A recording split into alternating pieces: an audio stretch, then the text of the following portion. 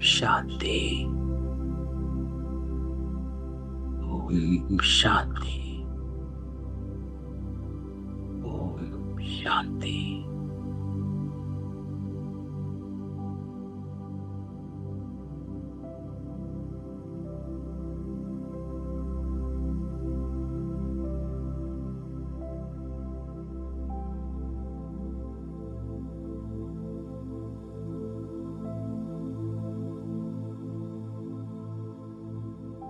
बाबा कहता है,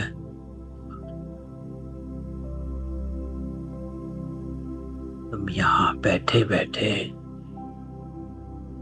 क्या कर रहे हो?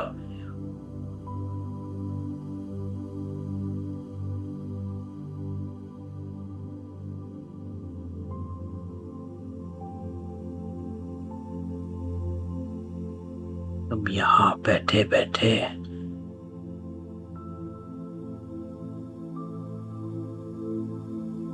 मनुष्य से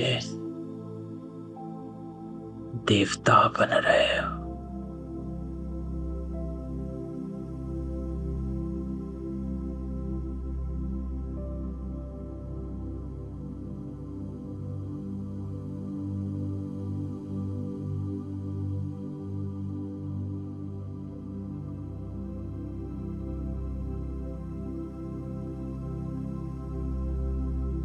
इसकी याद में बैठे,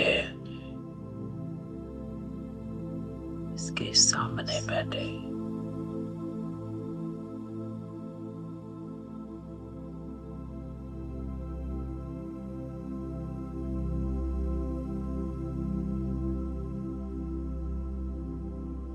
जब यहाँ आकर बैठते हो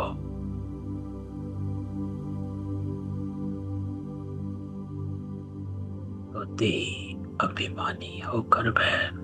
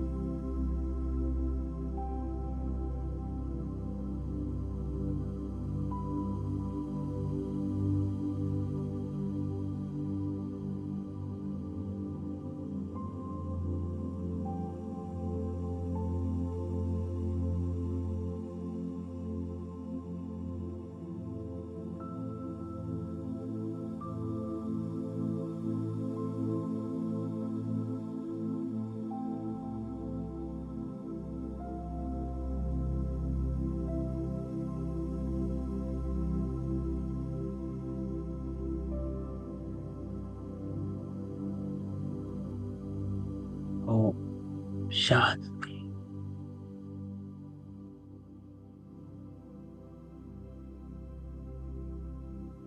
आज बाबा कहता है, मीठे बच्चे, बाप आया है उन बच्चों को भक्ति तू आत्मा से यानी तू आत्मा बनाने।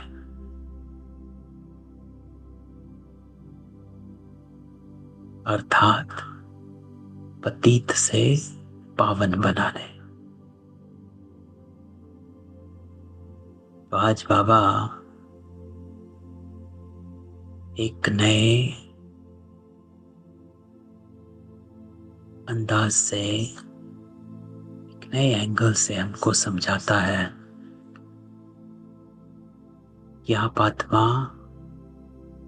पहले भक्ति तू आत्मा है ना, क्योंकि भक्ति की प्रारब्ध है ज्ञान।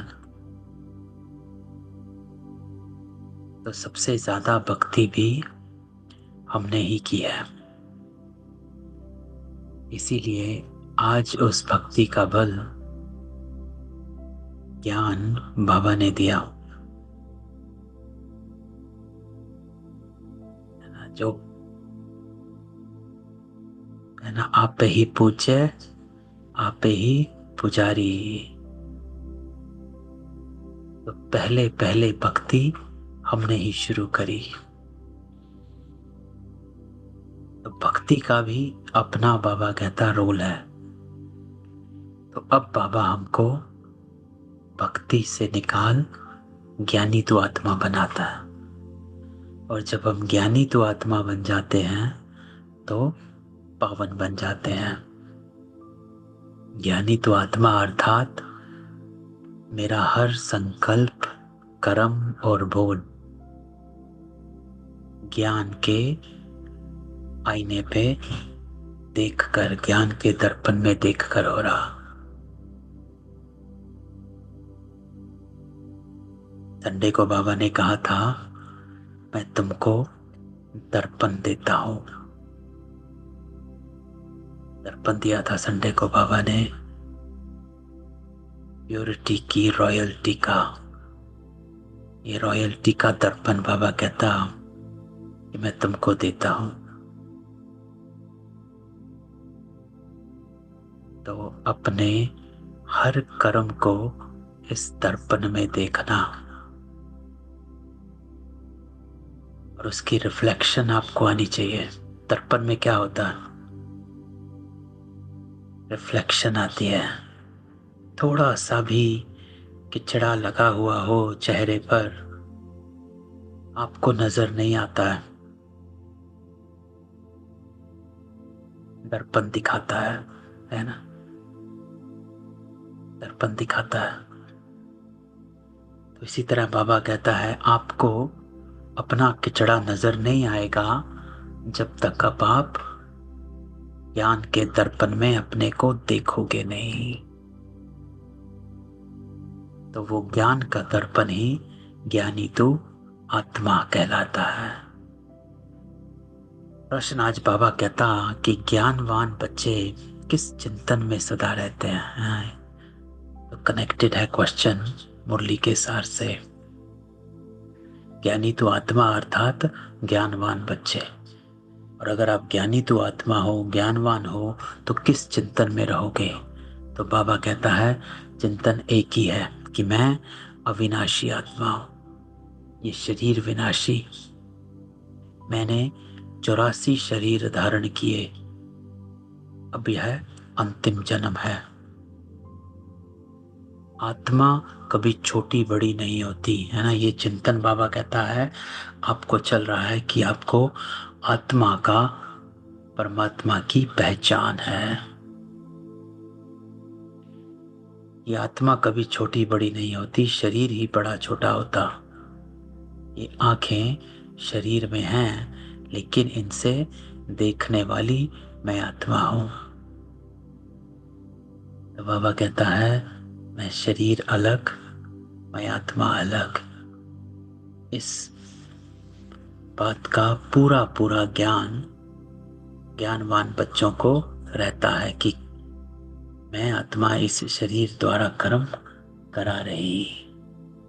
बाबा आत्माओं को ही ज्ञान का तीसरा नेत्र देते हैं, शरीर को नहीं देते। ये स्थूल नेत्र इस शरीर का है, लेकिन बाबा आत्मा को नेत्र देता है। किसका? बुद्धि की। तीसरा नेत्र कहा, किसे कहा गया? बुद्धि का, दिव्य बुद्धि। तो बाबा ज्ञान का तीसरा नेत्र देता है। वो भी जब तक शरीर का आधार ना लें तब तक पढ़ा नहीं सकते। ऐसा चिंतन ज्ञानवान बच्चे सदा करते हैं। तो आज बाबा हमको कहता है कि मैं आपको ज्ञानी तू आत्मा बनाता हूं। फिर बाबा कहता है कि ज्ञानी तू आत्मा अर्थात क्या, किस बात का ज्ञान मिला और उस ज्ञान से क्या लाइट मिली और क्या माइट मिली। रोशनी क्या मिलती है कि ये शरीर और देह, शरीर से कनेक्टेड कुछ भी चीज सब विनाशी है। जब ये रोशनी मिलती है, क्योंकि अब तक हम शरीर को ही पालते रहे, शरीर को ये चाहिए, शरीर को वो चाहिए, हर आराम की चीज जो शरीर को चाहिए वो हम इकट्ठी करते रहे। घर चाहिए, गाड़ी चाहिए, कूलर चाहिए, एसी चाहिए, है ना। जो भी शरीर को आराम देने वाली चीज थी वो हम इकट्ठी करते रहे। लेकिन बाबा कहता है सुख के सब साधन हैं लेकिन सुख नहीं है। चीजें तो इकट्ठी कर ली लेकिन सुख नहीं आया। क्यों? क्योंकि अंधकार में भटक रहे थे। तो बाबा ने ये आत्मा की रोशनी दी, तो इससे ये लाइट मिली, अंधकार से बाहर निकले कि शरीर की चीजें समेटने से कुछ मिलने वाला है नहीं है। सुख शांति सामान से मिलने वाली नहीं है। चाहे कितनी गाड़ियां ले लो, कितने घर ले लो, कितने एसी लग जाए, कितने बैंक बैलेंस हो जाए,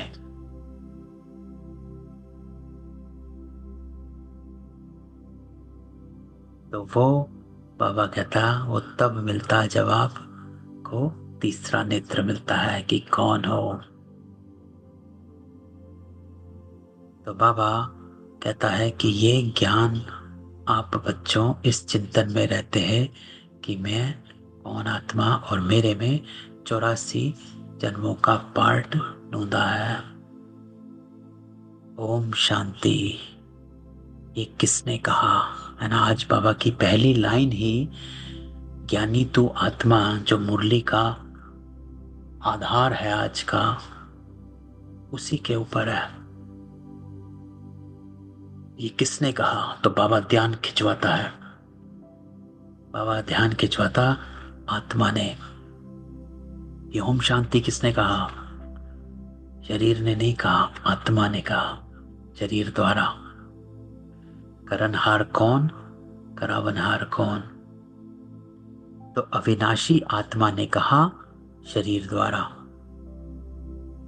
शरीर और आत्मा में कितना फर्क है। तो ये डिस्टिंक्शन बाबा जो कहता है आज की मुरली में कि ये सेपरेशन जो है शरीर और आत्मा का, ये चलते फिरते बुद्धि में रहना चाहिए कि मैं आत्मा इस शरीर द्वारा कर्म करा रहे। उससे होगा क्या? Why this separation is important? बाबा का भाव क्या है? बाबा क्यों कहता है कि ये अपनी बुद्धि में रखो कि आत्मा शरीर अलग अलग? क्योंकि बाबा का मेन भाव इसमें ये है, ये नहीं है कि हाँ ये हमें रटना है। ये मेन भाव ये है, बाबा कहता है कि कहीं पर अटैचमेंट ना हो जाए, हमेशा डिटैचमेंट रहे। डिटैचमेंट रहोगे तो हल्के रहोगे।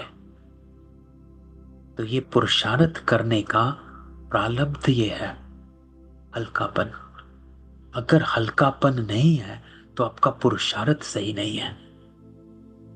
तो हम ज्ञानवान हैं तो हमको इस ज्ञान के पुरुषार्थ से प्रारब्ध मिलनी चाहिए। अगर हल्कापन नहीं महसूस हो रहा है तो कहीं ना कहीं चेकिंग करो। तो बाबा कहता शरीर 5 तत्व का इतना बड़ा पुतला बन जाता, भल छोटा भी है तो आत्मा से तो जरूर बड़ा है ना। आत्मा तो बिंदी है। पहले तो एकदम छोटा पिंड होता, जब थोड़ा बड़ा होता तब आत्मा प्रवेश करती है। ना तो बाबा ने बताया कि दूसरे या तीसरे महीने में आत्मा प्रवेश करती है। बड़ा होते होते फिर इतना बड़ा हो जाता है। आत्मा तो चैतन्य है। जब तक आत्मा प्रवेश ना करे तब तक पुतला कोई काम का नहीं रहता है। इतना फर्क है। बोलने चालने वाली भी आत्मा ही है। वो इतनी छोटी सी बिंदी ही है। वो कभी छोटी बड़ी नहीं होती, विनाश को नहीं पाती। अब यह बाबा कहता, परम आत्मा बाप ने समझाया कि मैं अविनाशी हूं और यह शरीर विनाशी। आज बाबा हमको आत्मा का ज्ञान देता है। क्यों? क्योंकि बाबा कहता है, मैं तुझको भक्ति तो आत्मा से, ज्ञानी तो आत्मा बनाता हूं। बाबा कहता, उनमें मैं प्रवेश कर पार्ट बजाता हूं। ये बातें तुम अभी चिंतन में लाते हो। क्यों? क्योंकि आगे तो ना आत्मा को जानते ना परमात्मा को जानते थे। सिर्फ कहने मात्र कहते थे, हे परमपिता परमात्मा। आत्मा भी समझते थे, परंतु फिर कोई ने कहा तुम परमात्मा हो। ये किसने बतलाया? भक्ति मार्ग के गुरु और शास्त्रों ने, है ना। भक्ति मार्ग में तो ये कहता है, आत्मा सो परमात्मा। मैं भी आत्मा, तू भी आत्मा, है भी परमात्मा, तू भी परमात्मा। तो बाबा कहता, पहले कहते थे लेकिन समझते नहीं थे, अब ज्ञान अर्थ समझ गए। सत्युग में तो कोई बतलाएगा नहीं। अभी बाप ने समझाया है, तुम मेरे बच्चे हो। परमात्मा कहता है कि आप सब आत्माएं मेरे बच्चे हो। आत्मा नेचुरल है, शरीर अननेचुरल मिट्टी का बना हुआ है, 5 तत्वों का। आत्मा आज बाबा कहता है आत्मा नेचुरल है, लेकिन शरीर जो है वो 5 तत्वों का बना हुआ है। जब आत्मा है तो बोलती चालती है। अभी तुम बच्चे जानते, हम आत्माओं को बाप आकर समझाते हैं। निराकार शिव बाबा इस संगम युग पर ही इस शरीर द्वारा आकर सुनाते हैं। ये आंखें तो शरीर में रहती हैं। अभी बाप ज्ञान चक्षु देते हैं, है ना। आज बाबा आत्मा परमात्मा का ज्ञान बताता है कि स्थूल नेत्र तो आपके पास है ही, लेकिन अब बाबा ज्ञान का चक्षु देता है। तो हर चीज को ज्ञान के नेत्र से देखना है। सिर्फ कहने मात्र ज्ञान चक्षु नहीं, अपने आप से हमेशा क्वेश्चन करना। बाबा कहता कि जब भी मैं कुछ पूछूं तो क्या मैंने ज्ञान के नेत्र से देखा है, ज्ञान के तीसरे नेत्र से देखा है, ज्ञान के दर्पण में देखा है, क्योंकि तभी नजर आएगा सही क्या है और गलत क्या। आत्मा में ज्ञान नहीं है तो अज्ञान चक्षु है, तो ज्ञान के नेत्र में देखना है। बाबा आते हैं तो आत्मा को ज्ञान चक्षु मिलता है। आत्मा ही सब कुछ करती है, आत्मा कर्म करती है शरीर द्वारा। ये है ज्ञान चक्षु, है ना। कोई भी अज्ञानी आत्मा को ये नहीं पता कि आत्मा ही सब कुछ करती है। किसी को पता नहीं, पता। इसको ही ज्ञान नेत्र कहा गया। आत्मा कर्म करती है शरीर द्वारा, किसी को नहीं पता। वो कहे कि हम ही कर रहे हैं। अभी तुम समझते हो, बाप ने यह शरीर धारण किया। अपना भी राज बताते हैं बाबा, अपना भी बताता है कि मैं ब्रह्मा के तन आकर आपको ज्ञान देता हूं। सृष्टि के आदि मध्यांत का राज भी बताते हैं, है ना। दोनों राज बताते हैं।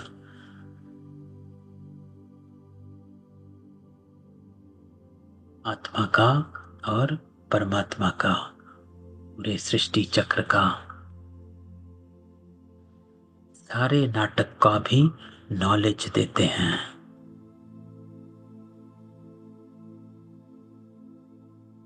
है ना। 3 प कहे गए हैं, परमात्मा, प्रकृति और पुरुष। तीनों की नॉलेज बाबा देते हैं। आगे तुमको कुछ भी पता नहीं था, हाँ, नाटक जरूर है। सृष्टि का चक्र फिरता है, परंतु कैसे फिरता ये कोई नहीं जानता। रचना और रचयिता के आदि मध्य अंत का ज्ञान अभी तुमको मिलता है, लेकिन इस ज्ञान को यूज करना है ना। ज्ञान तो मिला। गुलजार दादी कहा करती थी कि मुरली सुनना ये तो नर्सरी के स्टूडेंट्स का काम है। जब आप इस ज्ञान में आगे बढ़ जाते हो तो क्वेश्चन होता है मुरली को यूज कितना किया।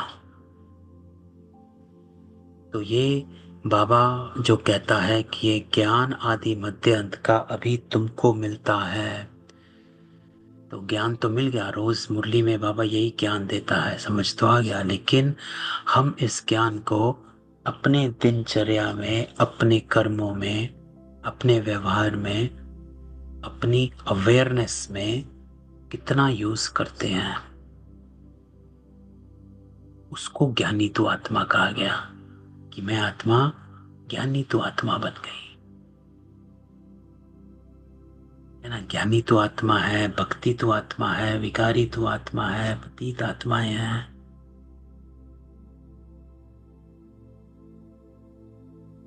बाकी तो सब है भक्ति। बाप ही आकर तुमको ज्ञानी तो आत्मा बनाते हैं कि तो हर कर्म आगे तुम भक्ति तो आत्मा थे, तो आत्मा भक्ति करते थे। अभी तुम आत्मा ज्ञान सुनते हो। भक्ति को कहा जाता है अंधियारा। ऐसे नहीं कहेंगे भक्ति से भगवान मिलता है। बाप ने समझाया, बाबा कहता भक्ति का भी पार्ट है और ज्ञान का भी। तुम जानते हो हम भक्ति करते थे तो कुछ सुख नहीं था। भक्ति करते धक्का खाते रहते थे, बाप को ढूंढते थे, है ना। कभी यहाँ चले गए, कभी वहां। आज सोमवार का व्रत है, आज मंगलवार का, आज बुधवार का, आज वीरवार का। कभी इस मंदिर, कभी उस मंदिर, कभी इस गुरु के पास, कभी उसके पास, है ना। ये कथाएं सुनी, वो कथाएं सुनी।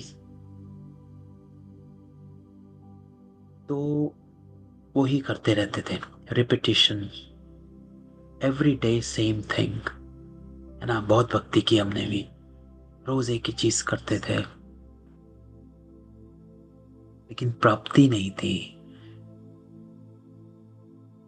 सुख, शांति, समझ, सबसे बड़ी बात समझ नहीं थी। ये करना क्या है, इसलिए कहते हैं जीना सिखाए बाबा। बाबा जीना सिखाता है। ये ज्ञान जो है ये सिर्फ किताबों का नहीं है। बाबा teaches us how to live the life. जीना सिखाता है, और जीना सिखाते सिखाते बाबा हमको पवित्र बना देता है। इतनी चीजें बाबा ने, विकार बाबा ने छुड़ा दिए। कैसे एक दिन में तो कुछ नहीं छूटा, लेकिन सिखाते सिखाते बाबा ने धारणा करा दी। अभी समझते हो, यज्ञ तप दान पुण्य आदि जो कुछ करते थे, ढूंढते ढूंढते धक्का खाते खाते तंग हो जाते, तमो प्रधान बन जाते। क्योंकि गिरना होता है ना, झूठे काम करना, छीछी होना, पतित बन गए। ऐसे नहीं कि पावन होने के लिए भक्ति करते थे, ना, ये तो कोई भी नहीं है। भगवान से पावन बनने बगैर हम पावन दुनिया में जा नहीं सकेंगे। ऐसे नहीं कि पावन बनने बगैर भगवान से नहीं मिल सकते। भगवान को तो कहते हैं आकर पावन बना हुआ, ना। ऐसा तो है नहीं कि जब तक पावन नहीं बनेंगे भगवान से नहीं मिल पाएंगे।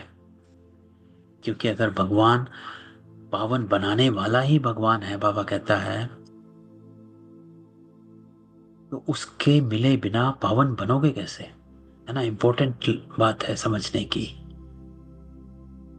कि पावन भगवान से मिले बिना पावन बनोगे कैसे। तो पतित ही भगवान को मिलेंगे। तो वो जब पतित भगवान को मिलेंगे तो भगवान उनको पावन बनाएगा, है ना। तो बाबा कहता है भगवान को कहते हैं आकर पावन बनाओ। पतित ही भगवान से मिलते हैं पावन होने के लिए, है ना, तभी मिलते हैं। पावन भगवान को मिलके क्या करेगा? तभी तो सतयुग में भगवान की दरकार नहीं, जरूरत ही नहीं है, क्योंकि वहां सब पावन है। ना भगवान को आने की जरूरत है, ना हमें भगवान को बुलाने की जरूरत है, क्योंकि सब पावन ही है। पतितों को जरूरत है भगवान की, पावन लोग को क्या जरूरत? पावन से तो भगवान मिलता नहीं, जरूरत ही नहीं। सतयुग में थोड़े ही लक्ष्मी नारायण से भगवान मिलता है। भगवान आकर के तुम पतितों को पावन बनाते और तुम यह शरीर छोड़ देते हो। हम पावन बने और उड़ गए। पावन तो इस तमो प्रधान पतित सृष्टि में रह नहीं सकते। बाबा तुमको पावन बनाकर गुम हो जाता है। उसका पार्ट ही ड्रामा में वंडरफुल है। जैसे बाबा कहता आत्मा देखने में नहीं आती नहीं, बल साक्षात्कार होता है तो भी समझ ना सके, है ना। अभी बिंदु दिखे तो पता नहीं कि आत्मा है कि परमात्मा है। बाबा कहता है बल साक्षात्कार हो तो भी समझ ना सके, और तो सबको समझ सकते ये फलाना है, ये फलाना है, याद करते हैं, चाहते हैं फलाने का चैतन्य में साक्षात्कार हो, और तो कोई मतलब नहीं। बाबा कहता है चलो चैतन्य में देखते हो, फिर क्या साक्षात्कार हुआ फिर तो गुम हो जाएगा। अल्पकाल क्षण भंगुर सुख की आश पूरी होगी, उसको कहा जाएगा अल्पकाल क्षण भंगुर सुख। साक्षात्कार की चाहना थी, वो मिल गया बस। लेकिन यहां तो मूल बात है पतित से पावन बनने की। सिर्फ साक्षात्कार से बाबा हमेशा कहता कुछ होता नहीं। आज कई आत्माएं जो साक्षात्कार करती थी वो है नहीं, है ना। ये कहानी है मनोहर दादी की। माँ मनोहर दादी घर जाती है, वो सबको ज्ञान सुनाती है। उसकी माँ कहती है कि मुझे भी नारायण को देखना है। तो मनोहर दादी उसको बाबा के पास ले आती है।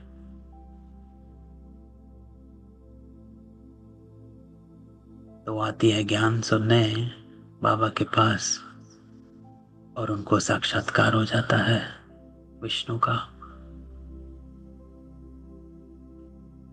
साक्षात्कार हुआ और वो अगले दिन वापस चले गए। क्यों? क्योंकि बस इच्छा ही इतनी थी।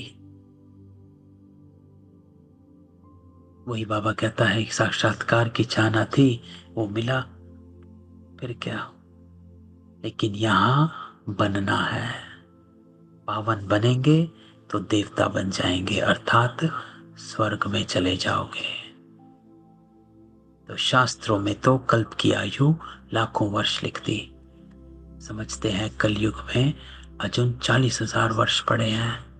बाबा तो समझाते सारा कल्प ही 5,000 वर्ष का है।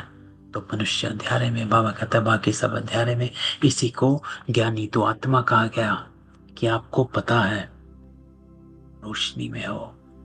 बाकी सब है घोर अंधियारा, उसको कहा जाता है घोर अंधियारा। ज्ञान कोई में है नहीं, वो सब है भक्ति, है ना। जितनी भी धारणाएं हैं सब भक्ति की धारणाएं हैं। इसमें ये लिखा है, उस शास्त्र में ये लिखा है, ये है वो है। रावण जब से आता है तो भक्ति भी उनके साथ, और जब बाप आते तो उनके साथ ज्ञान। बाप से एक ही बार ज्ञान का वर्षा मिलता है, घड़ी घड़ी नहीं मिल सकता। वहां तो तुम, बाबा कहता कोई को ज्ञान देते नहीं, दरकार ही नहीं। कहाँ? सतयुग में ज्ञान उनको मिलता है जो अज्ञान में है। इसीलिए सतयुग में ज्ञान नहीं, क्योंकि वहां अज्ञानता है नहीं। अज्ञानता बाबा आज किसको कहता है? भक्ति को। इसलिए वहां ज्ञान की दरकार नहीं। ज्ञान तब जरूरी है जब अंधकार में हो, और वो है भक्ति। अब का टाइम तो बाप को कोई भी जानते ही नहीं, बाप को गाली देने बगैर कोई बात ही नहीं करते। ये भी तुम बच्चे अभी समझते हो। तुम कहते हो ईश्वर सर्वव्यापी नहीं, वो हम आत्माओं का बाप, और वह कहते कि आत्मा परमात्मा टिक्कर बित्तर में। तो बाबा कहता कि तुम बच्चों ने अच्छी तरह समझा, भक्ति बिल्कुल अलग चीज, उनमें जरा भी ज्ञान होता नहीं। तो आज बाबा हमको भक्ति तू आत्मा से ज्ञानी तू आत्मा बनाने के लिए मुरली चला रहा है। कि बाबा कहता है अंधकार से निकलो, समय ही सारा बदल जाता है।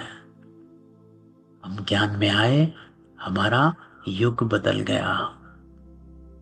आपके पड़ोसी कलयुग में हैं, आप संगम पर आ गए।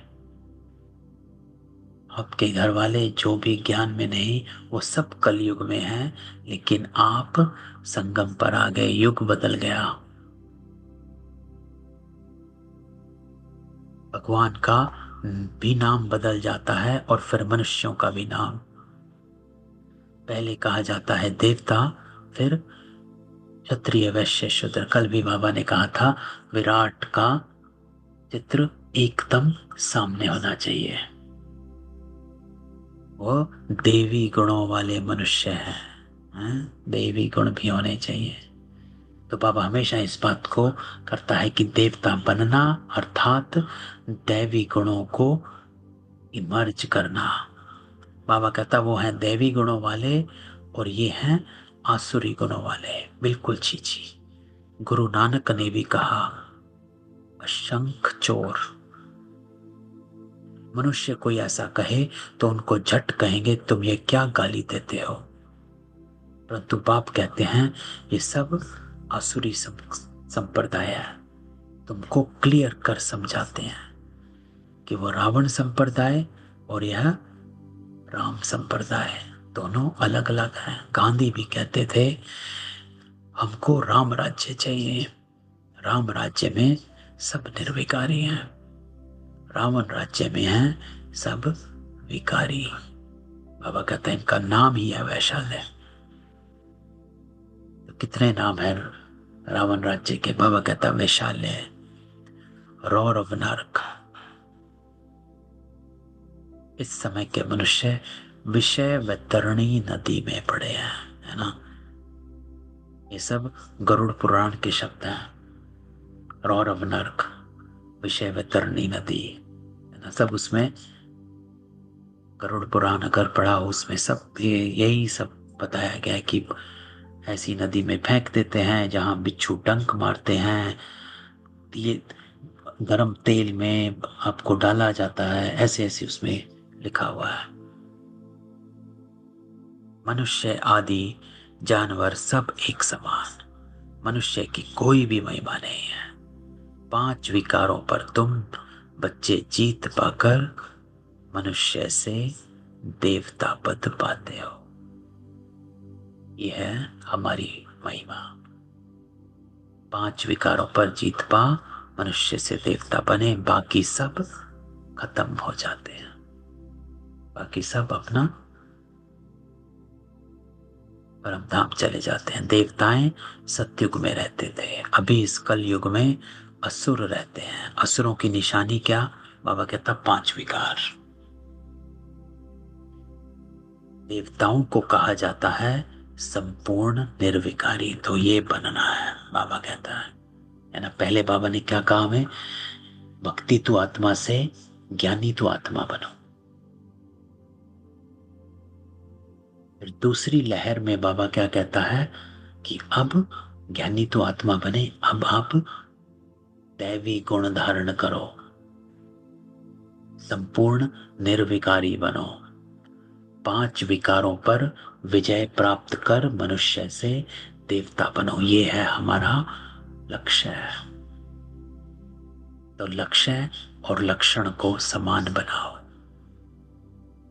बाबा कहता है देवताओं को कहा जाता संपूर्ण निर्विकारी और असुरों को कहा जाता संपूर्ण विकारी। वो हैं 16 कला संपूर्ण और असुर हैं 9 कला, है ना। कोई कला ही बच्ची नहीं है, सबकी कला काया चट्ट हो गई है।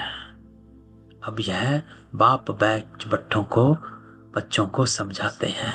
बाप आते भी हैं पुरानी आसुरी दुनिया को चेंज करने। रावण राज वैशाल्य को शिवालय बनाते हैं।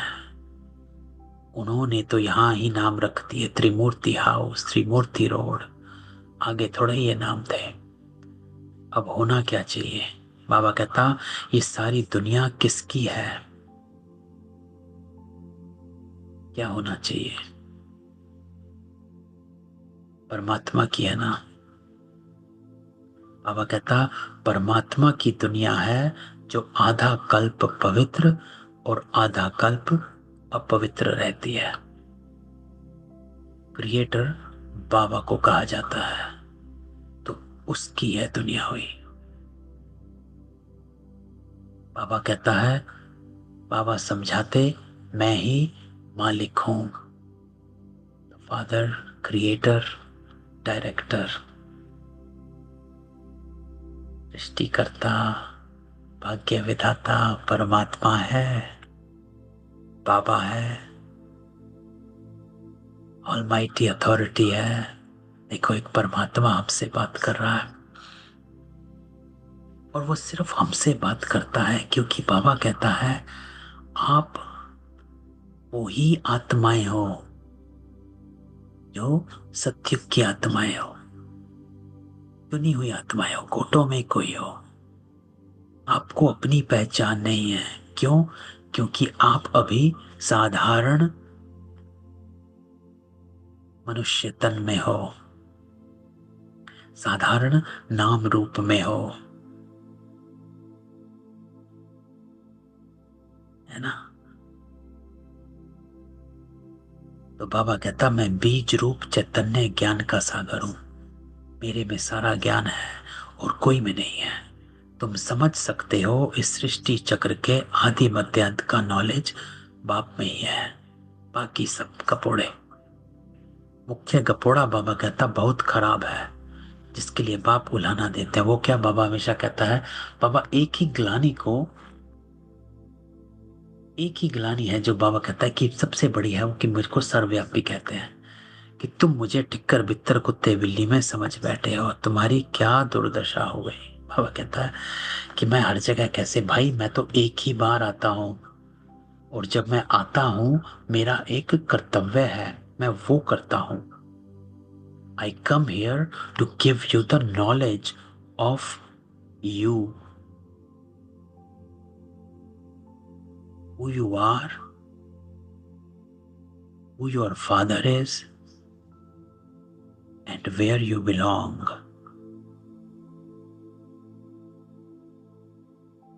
और इस पूरे सृष्टि चक्र में आपका क्या रोल है। तो मैं आकर तुमको ये नॉलेज देता हूं। I just give you that information कि भाई आप भूल गए हो, लेट मी टेल यू। और अंत में देता हूं क्योंकि आपने पूरा कल्प अब वो कर चुके हो, ये चक्र पूरा हुआ। नई दुनिया के मनुष्यों और पुरानी दुनिया के मनुष्यों में रात दिन का फर्क है।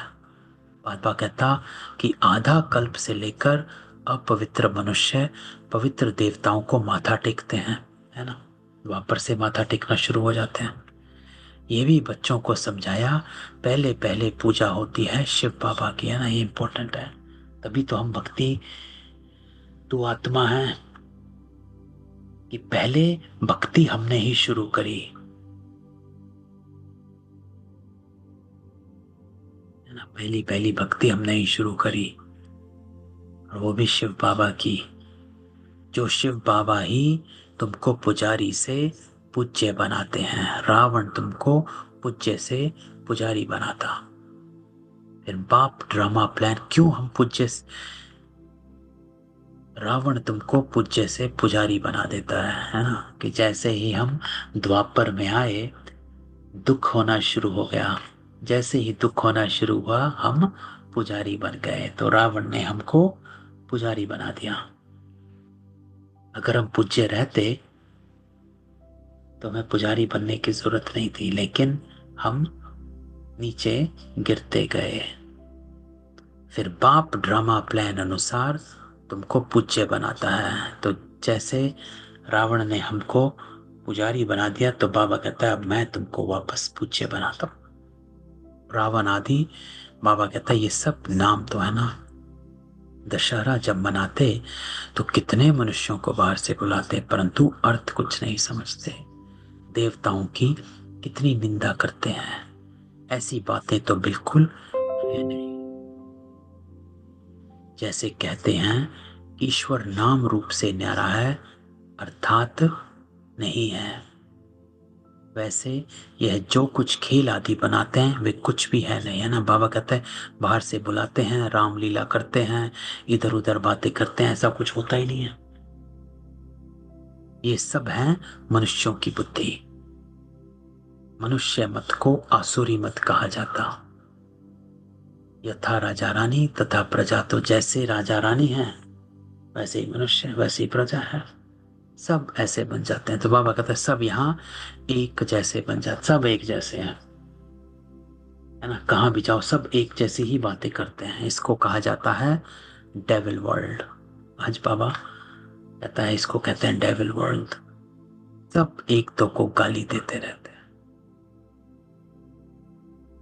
बाबा समझाता है बच्चे जब यहां बैठते हो तो अपने को आत्मा समझ बाप को याद करो और गेट एवरीथिंग, डिटैच।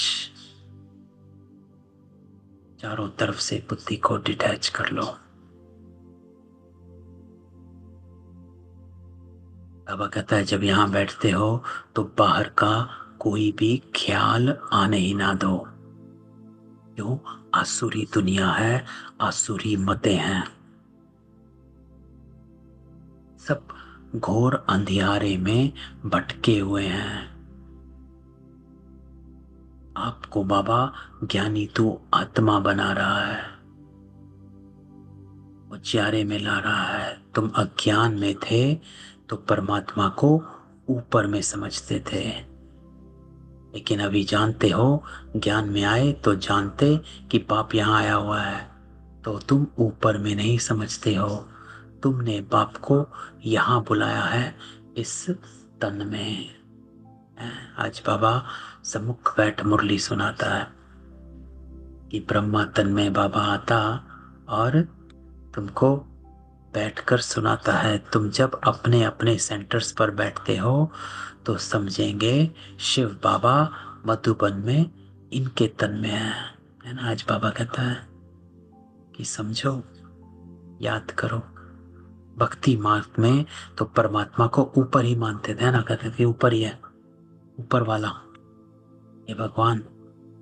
अभी तुम बाप को कहाँ याद करते हो? बाबा पूछता है कहाँ याद करते हो, क्या बैठकर करते हो? बाबा कहता है तुम यहाँ बैठे बैठे क्या कर रहे हो? तुम जानते हो ब्रह्मा के तन में है तो जरूर यहाँ याद करना पड़ेगा, ऊपर में तो है नहीं। यहाँ आया हुआ है पुरुषोत्तम संगम युग पर। बाबा कहते तुमको इतना ऊंच बनाने मैं यहाँ आया हूं। तुम बच्चे यहाँ याद करेंगे भक्ति भगत, बाबा कहता ऊपर में याद करेंगे। तुम भल विलायत में होंगे तो भी कहेंगे ब्रह्मा के तन में शिव बाबा है। तन तो जरूर चाहिए।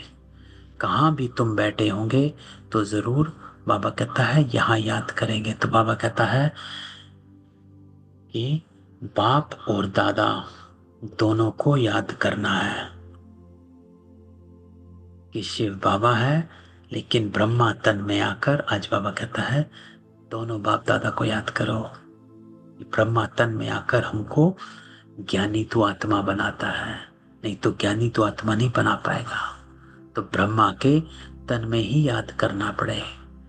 कई बुद्धिहीन बाबा कहता ब्रह्मा को नहीं मानते, ब्रह्मा का भी अपना रोल है। बाबा कहते कई ब्रह्मा को नहीं मानते, कहते मेरा तो शिव बाबा से डायरेक्ट कनेक्शन है। बाबा ऐसे नहीं कहते ब्रह्मा को याद ना करो। ब्रह्मा बगैर शिव बाबा कैसे याद पड़ेगा। आप कहते हैं मैं इस तन में हूं, इसमें मुझे याद करो, इसलिए तुम बाप और दादा दोनों को याद करते हो। तो बाबा कहता है आज बाप दादा दोनों को याद करो। क्यों? क्योंकि क्या करना है वो शिव बाबा बताता है, लेकिन कैसे करना है वो ब्रह्मा बताता है ना। क्योंकि ब्रह्मा कर्म करके दिखलाता है, इसलिए दोनों को याद करना होता है। याद कोई भक्ति वाली याद नहीं है कि बैठे हम शिव बाबा कर रहे हैं, है ना। याद बाबा हमेशा कहता है कि मुझे याद करो, अर्थात आपकी बुद्धि में संस्कार इमर्ज रहने चाहिए। मुझे याद करना अर्थात बाप समान बनने के लक्ष्य को इमर्ज करना, अपने संस्कारों को इमर्ज करना, अपने कर्म संकल्प बोल को इमर्ज करना, पवित्र बनाना।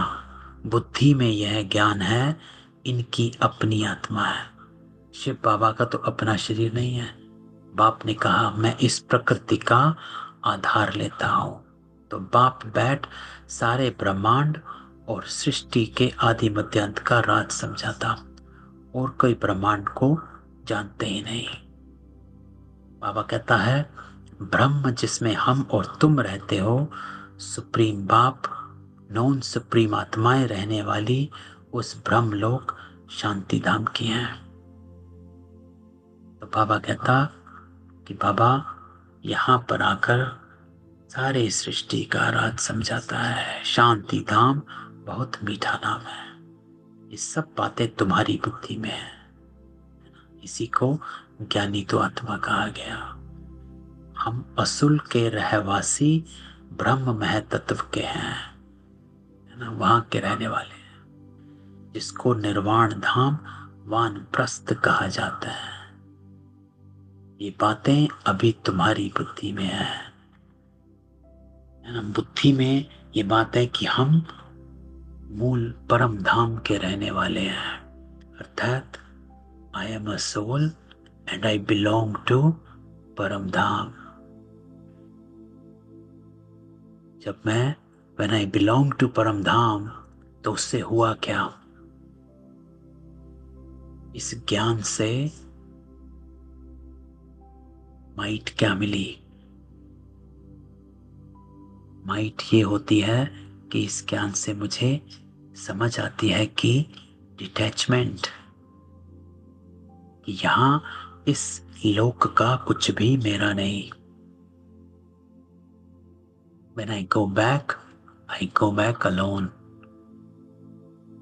कि हम वहां की रहने वाली हैं, यहां का कुछ भी मेरा नहीं है। तो ये बातें अभी तुम्हारी बुद्धि में है। जब भक्ति है तो ज्ञान का अक्षर नहीं। इनको कहा जाता है पुरुषोत्तम संगम युग, जबकि चेंज होती है।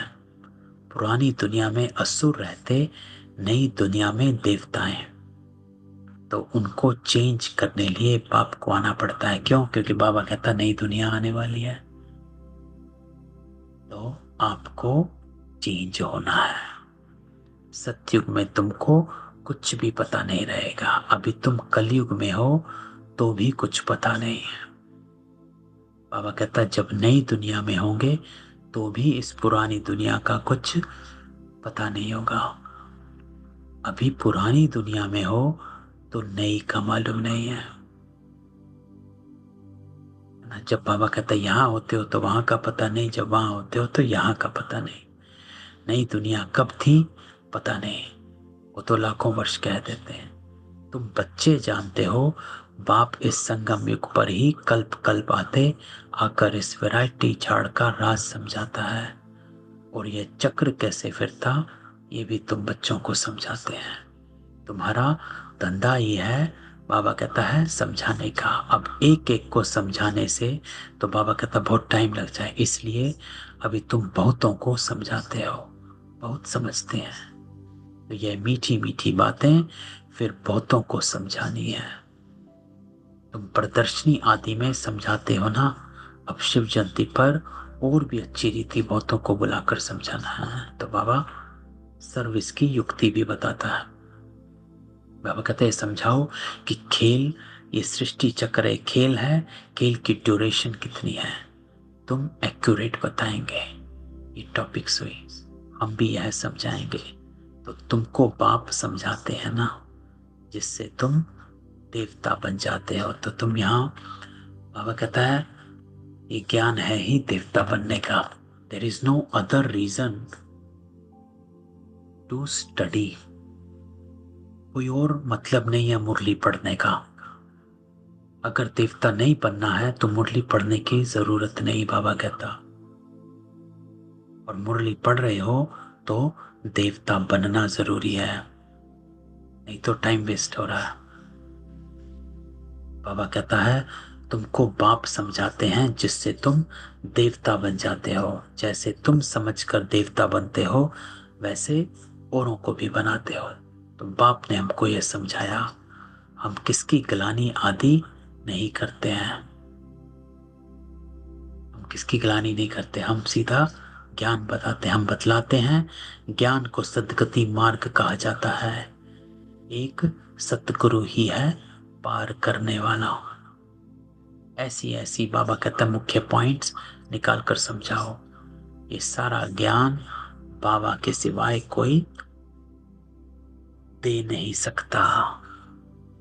आज तो मीठे मीठे सिकिलते बच्चों प्रति माता पिता बाप दादा का याद प्यार और गुड मॉर्निंग। रूहानी बाप की रूहानी बच्चों को नमस्ते। हम रूहानी बच्चों की रूहानी बाप दादा को याद प्यार, नमस्ते और गुड मॉर्निंग। उदाहरणा, तो आज की धारणा तो क्लियर है। बाबा क्या कहता है, भक्ति तो आत्मा से, ज्ञानी तो आत्मा बनो। और बाबा क्या कहता है दूसरी बात, जब ज्ञानी तो आत्मा बने तो दो चीज का ज्ञान है। एक ज्ञान है आत्मा का, हु एम आई, उस आत्मा के ज्ञान से डिटैचमेंट लेकर आओ। और दूसरा ज्ञान है देवता बनना, है ना। ये दो अलग अलग ज्ञान है। आत्मा का ज्ञान, परमात्मा का ज्ञान, बाबा ने कल भी कहा था सारी दुनिया आकर लेगी, सबको आत्मा परमात्मा का परिचय मिलेगा। लेकिन देवता बनना वो सिर्फ कोटों में कोई, कोई में कोई थोड़ी ही आत्माएं हैं जो देवता बनना का ज्ञान समझेंगी और धारण करेंगी। तो आज की धारणा भी यही है कि पुजारी से पूज्य बनने के लिए संपूर्ण निर्विकारी बनना है। तो हमारा ज्ञान सिर्फ आत्मा परमात्मा का नहीं, हमारे को पूज्य बनना है, देवता बनना है। ज्ञानवान बन स्वयं को स्वयं ही चेंज करना है। अल्पकाल सुख के पीछे नहीं जाना है ना। एक एग्जाम्पल बाबा ने अल्पकाल सुख का क्या दिया, साक्षात्कार। तो बाबा कहते उसके पीछे नहीं जाना, दैवी गुण धारण करने हैं, निर्विकारी बनना है, देवता बनना है। दूसरा, बाप और दादा दोनों को याद करना है ना। आज बाबा ने इस बात को भी हाईलाइट किया है कि दोनों को याद करो। क्यों दोनों को याद करना जरूरी है? क्योंकि शिव बाबा ने तो श्रीमत दे दी। कई बार लगता है कि ये करना मुश्किल है, बाबा ने कह दिया लेकिन मैं करूं कैसे, मेरी सिचुएशन ये है, मेरे सामने ये आत्मा ऐसी है, मेरी परिस्थिति ऐसी है। उस समय ब्रह्मा जरूरी है। इसलिए बाबा कहता है बाप दादा दोनों को याद करो, क्योंकि ब्रह्मा को याद करोगे तो आपको तुरंत कैसे करना है वो सामने आ जाता है, क्योंकि ब्रह्मा ने सब कुछ करके दिखाया है। तो ब्रह्मा बगैर शिव बाबा याद नहीं आ सकता। भक्ति में ऊपर याद किया, अब ब्रह्मा तन में आया है तो दोनों ही याद आने चाहिए। तो सबको अनम्यूट करते हैं, किसी का कोई क्वेश्चन हो।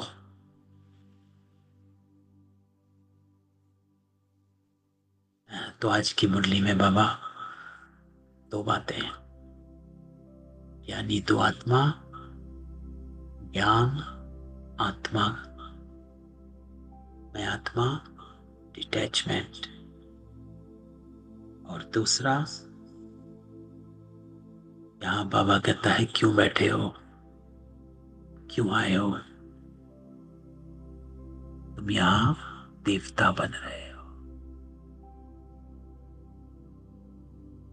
तो वो बात, तो चलो थोड़ी देर बाबा के साथ ज्ञान में, योग में बैठते हैं और मुरली को आत्मसात करते हैं।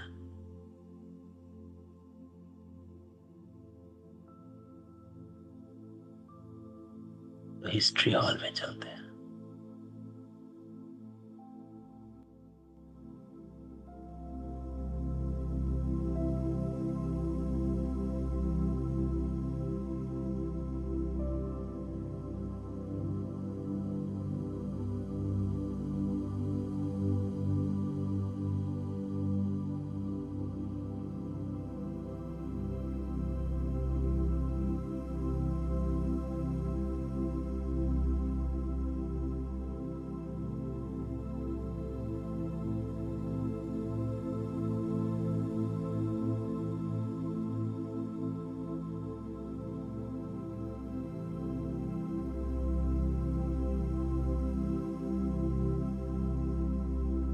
आज बाबा ने कहा है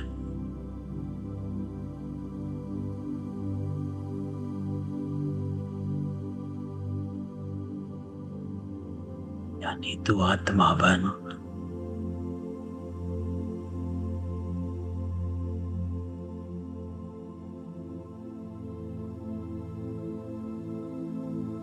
अपने को डिटैच कर,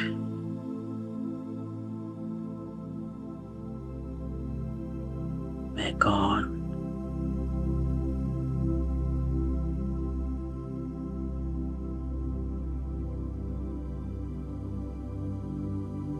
परम धाम निवासी आत्मा हूं। ये शरीर धारण कर,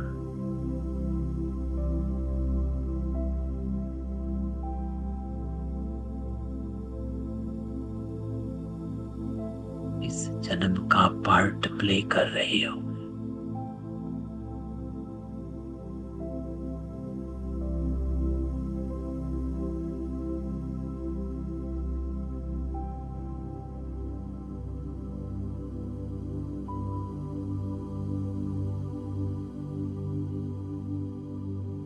बाबा कहता है आप सब देव आत्माएं हो।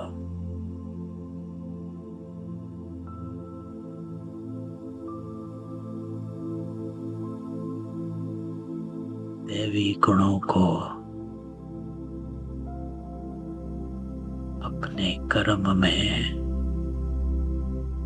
अपने संकल्पों में, अपने बोल में इमर्ज करते जाओ।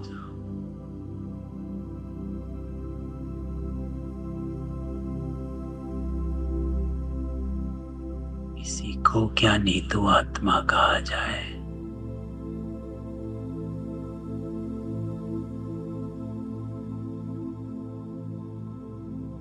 कर्म करते करते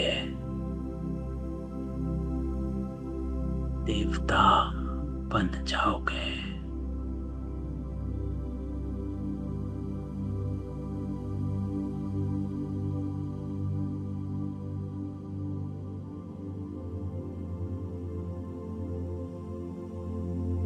पूज्य बन जाओगे।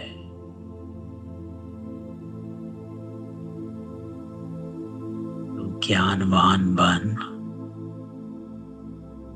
स्वयं को स्वयं ही चेंज करना है। अल्पकाल दुख के पीछे नहीं जाना है। ज्ञानी तू आत्मा बन, पावरफुल बन।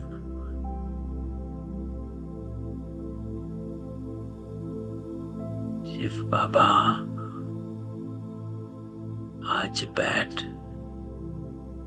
हमको यह समझाते हैं, जिससे हम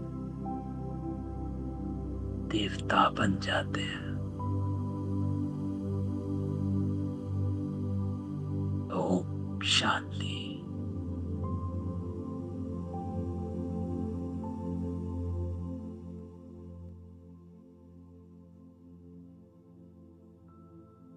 ओम शांति।